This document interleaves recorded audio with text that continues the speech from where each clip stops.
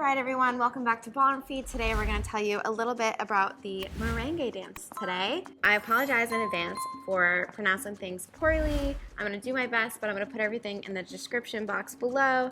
Feel free to make fun of me. I know that I am, okay? So there's 3 different styles of merengue, so here we go. There's merengue típico, there's de orquesta, and then there's de guitarra. So apologies again. It originated in Haiti, but actually didn't take off till it went to the Dominican Republic, and now many other countries around the world. So we do a very typical or merengue typical style on our channel.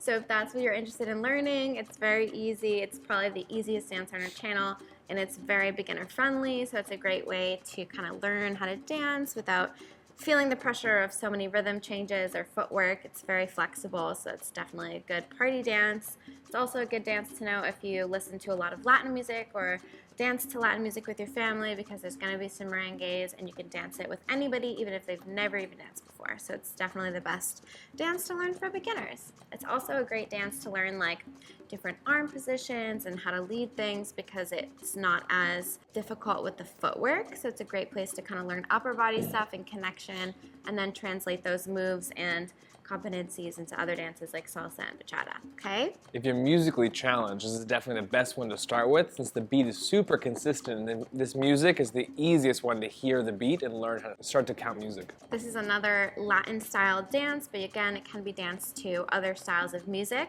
This definitely is the fastest Latin dance, so it is typical to dance to faster music, but again, if you're just kind of doing whatever you want, that's fine too. You can dance it to slower music, to pop music, whatever.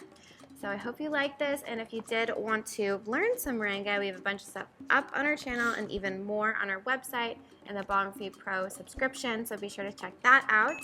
And yeah, have fun dancing, guys. Bye.